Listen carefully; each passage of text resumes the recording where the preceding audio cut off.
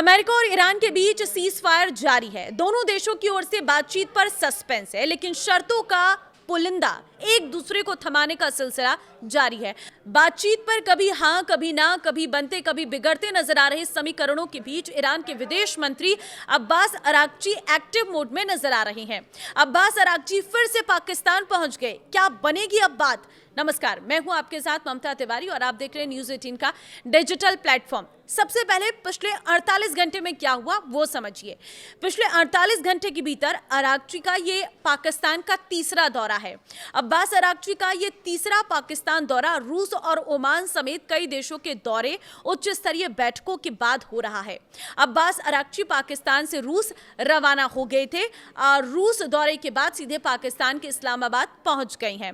Abbas Araghchi का ये पाकिस्तान दौरा ऐसे समय हो रहा है जब ईरान की हॉर्मुज वाली शर्त को लेकर अमेरिका के राष्ट्रपति डोनाल्ड ट्रंप नाखुश हैं।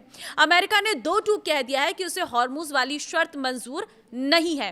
देखिए, संयुक्त राष्ट्र संघ के महासचिव एंटोनियो गुटेरेस ने भी ईरान से हॉर्मुज खोलने की अपील करते हुए कहा है कि न टोल वसूला जाना चाहिए, न ही किसी तरह का भेदभाव ही किया जाना चाहिए। ट्रंप की नाखुशी और यूएन महासचिव की दो टूक के बाद अरागची का ये इस्लामाबाद दौरा महत्वपूर्ण माना जा रहा है और ऐसा माना जा रहा है कि अरागची अपने इस पाकिस्तान दौरे के दौरान अमेरिका को नया प्रस्ताव भिजवा सकते हैं। हालांकि ये सब अभी कयास है और ईरान की ओर से इसे लेकर अभी कोई आधिकारिक बयान नहीं आया है। अमेरिका आर्थिक नाकेबंदी खत्म कर तनाव कम करने की दिशा में कदम उठाए तो वो हॉर्मुज खोल देगा। ईरान अमेरिका ने शांति वार्ता की कोशिशें जरूर की, लेकिन इसका कोई सार्थक परिणाम सामने नजर नहीं आया। इस बीच अब संयुक्त राष्ट्र प्रमुख ने अमेरिका ईरान वार्ता के ठप होने के बाद स्ट्रेट ऑफ हॉर्मुज को खोलने का आग्रह किया है। बता दें कि स्ट्रेट ऑफ हॉर्मुज दुनिया का सबसे अहम समुद्री मार्ग है। यहां से दुनिया का करीब 20% तेल गुजरता है। इस रास्ते पर नियंत्रण होने से तेल की सप्लाई पर बड़ा असर पड़ता है। डोनाल्ड ट्रंप ने हॉर्मुज स्ट्रेट खुलवाने के लिए ईरान को कई बार चेतावनी भी दी है, लेकिन ईरान ने अभी तक इसे पूरी तरह नहीं खोला है। हालांकि ईरान ने इससे पहले इसे खोलने की घोषणा जरूर की थी, लेकिन बाद में फिर से इसे पूरी तरह से बंद कर दिया गया। वहीं संयुक्त राष्ट्र प्रमुख एंटोनियो गुटेरेस ने स्ट्रेट ऑफ हॉर्मुज को खोलने, जहाजों को गुजरने देने, किसी तरह का टोल न लेने और बिना किसी भेदभाव के व्यापार फिर से शुरू करने का आग्रह किया है।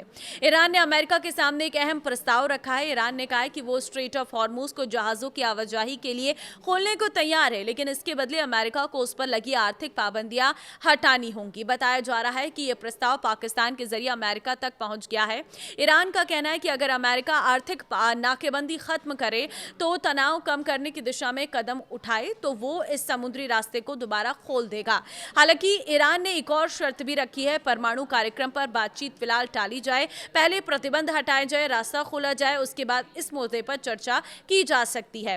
अरागची का बार बार पाकिस्तान आना यह दिखाता है कि इस समय पाकिस्तान शांति दूत की भूमिका निभा रहा है। पाकिस्तान मुख्य रूप से ईरान और अमेरिका के बीच संदेशों के आदान प्रदान और बातचीत करवाने में मदद कर रहा है। इससे पहले अरागची ने सेंट पीटर्सबर्ग में रूसी राष्ट्रपति व्लादिमीर पुतिन के साथ बातचीत की, जहां द्विपक्षीय संबंधों और क्षेत्रीय घटनाक्रमों पर चर्चा हुई है। तो देखिए, अब्बास अरागची का 3 बार इस्लामाबाद में पहुंचना, पाकिस्तान का दौरा करना महत्वपूर्ण है।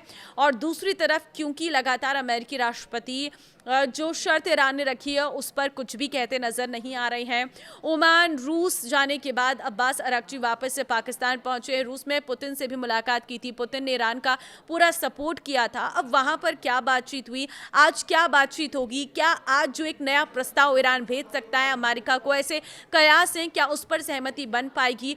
बहुत सारी चीजें हैं जिसको लेकर आज का पूरा दिन हलचल भरा रहने वाला है और उम्मीद की जा रही है कि जल्द से जल्द ये वॉर खत्म हो और स्थिति फिर से एक बार सामान्य हो सके। लेकिन अमेरिका जो शर्तें रख रहा है, ईरान जो शर्तें रख रहा है, दोनों के बीच में बातचीत बनती नजर नहीं आ रही है। आपको क्या लगता है कि कैसे खत्म होगा ये युद्ध और क्या अमेरिका को ईरान की शर्तें माननी चाहिए या ईरान को अपनी शर्तों में कुछ तब्दीली करनी चाहिए? मुझे कमेंट में अपने राय दे सकते हैं। इस वीडियो को शेयर जरूर करना। नमस्कार।